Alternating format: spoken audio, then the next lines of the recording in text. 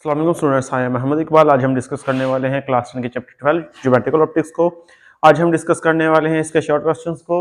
12.21 से लेके 12.25 तक है हमारे पास। है सबसे पहला क्वेश्चन हमारे पास है 12.21 है हमारे पास। Define the term resolving power and magnifying power. हमने रिजॉल्विंग पावर और मैग्नीफाइंग पावर को क्या करना है, डिफाइन करना है। सबसे पहले रिजॉल्विंग पावर आ गई है।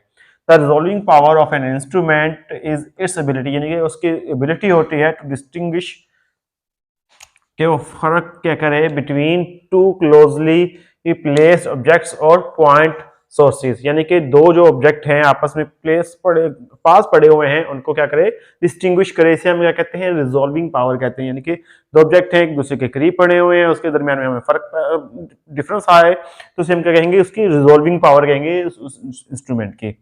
आगे है हमारे पास है मैग्नीफाइंग पावर होती है। मैग्नीफाइंग पावर क्या होती है हमारे पास है, when the object is placed near the magnifying glass. जब ऑब्जेक्ट को प्लेस किया जाता है मैग्नीफाइंग ग्लास में, it makes a large visual image. तो ये क्या करता है कि लार्ज विजुअल इमेज बनता है। दिस एबिलिटी ऑफ मैग्निफिकेशन, ये जो एबिलिटी होती है इसकी मैग्निफिकेशन की, इज कॉल्ड मैग्नीफाइंग पावर। इसे हम क्या कहेंगे, मैग्नीफाइंग पावर कहेंगे। जिसको हम क्या कैसे रिप्रेजेंट करते हैं, m is equal to theta prime और थीटा। थीटा प्राइम वो है जो हमारे पास ऑब्जेक्ट क्या हो रहा है, विद हमारे पास बन रहा है एक मैग्नीफाइंग ग्लास की मदद से, और वो थीटा एंगल है जो हमने सिंपल नेकेड आई से इसको ऑब्जेक्ट को देख रहे हैं। तो ये जो रेशियो होगी हमारे पास क्या कहलाएगी, इसकी मैथमेटिकल फॉर्म है 1 plus is equal to D over F. हमारे पास डी है ऑब्जेक्ट का डिस्टेंस है, एंड एफ क्या हमारे पास फोकल लेंथ आ गई है हमारे पास, और जो हमारे पास इमेज डिस्टेंस जो बन रहा है डी बन रहा है वो आ जाएगी। ये हमारे पास क्या आ जाएगी, मैग्नीफाइंग पावर आ जाएगी। नेक्स्ट क्वेश्चन है हमारे पास 12.22 है हमारे पास। Draw the ray diagrams of simple microscope, compound microscope and refracting telescope. और रिफ्रैक्टिंग टेलीस्कोप की हमने रे डायग्राम बनानी है। इनको आप इनके इस चैप्टर के इन टॉपिक्स में जाके इनकी रे डायग्राम्स को देख सकते हैं। वहां पे रे डायग्राम बनी हुई है, इसको आप प्रैक्टिस कर सकते हैं अपनी कॉपीज के ऊपर।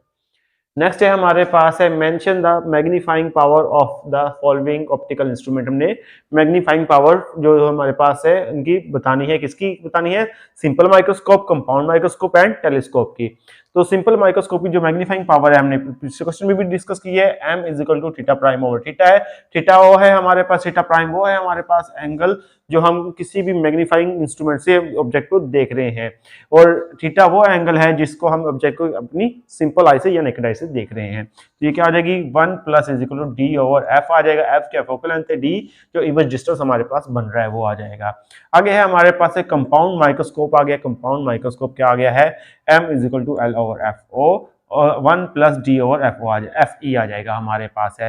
ये एल हमारे पास लेंथ आ गई है हमारे पास, एंड एफ ओ क्या आ गया है, फोकल लेंथ ऑफ ऑब्जेक्ट आ गया है। 1 प्लस डी डी हमारे पास ऑब्जेक्ट जो क्या बन रहा है, इमेज का डिस्टेंस बन रहा है, एंड फोकल लेंथ ऑफ आई बन रही है जो हमारे पास वो आ जाएगी। तो ये हमारे पास क्या आ जाएगी, माइक्रोस्कोप की, कंपाउंड माइक्रोस्कोप की क्या आ जाएगी, मैग्नीफाइंग पावर हो जाएगी हमारे पास है। टेलीस्कोप की क्या होगी, F O over F E आ जाएगा हमारे पास।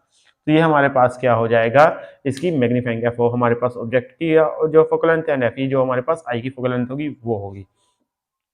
नेक्स्ट क्वेश्चन है हमारे पास 12.24 यानी कि 24 है हमारे पास।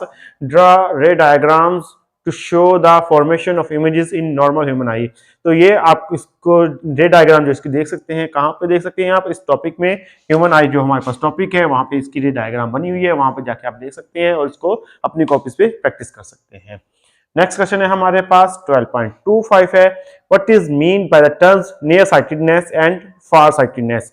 नियर साइटेडनेस और फार साइटेडनेस में क्या मतलब है इनका, how can these defects be corrected, और इन डिफेक्ट को कैसे हम करेक्ट कर सकते हैं। यानी कि जो हमारे पास हमने इनको डिफाइन करना है और इनके डिफेक्ट करेक्शन हमने क्या डिस्कस करनी है। सबसे पहले हम डिस्कस करते हैं नियर साइटेडनेस को। The defect in which people can not see distant object, यानी कि ऐसा डिफेक्ट जिसमें हम ऑब्जेक्ट लोग क्या होते हैं, दूर की चीजों को क्या कर सके, क्लियरली ना देख सकें, इस कॉल्ड नियर साइटेडनेस। इसे हम क्या कहते हैं, नियर साइटेडनेस कहते हैं। यानी कि वो लोग जो करीब की चीजों को तो क्लियरली देख सकते हैं लेकिन दूर की चीजों को क्लियरली नहीं देख सकते, इस डिफेक्ट को क्या कहते हैं, हम नियर साइटेडनेस कहते हैं। The defect in which people can not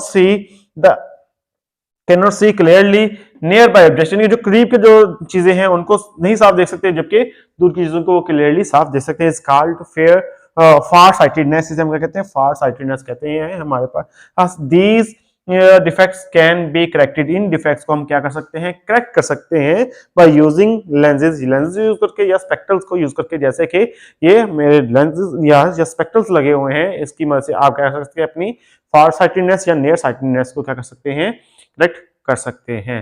ये था हमारे पास आज का लेक्चर। आई होप आपको समझ आई होगी। आज के लिए इतना काफी है। अल्लाह हाफिज।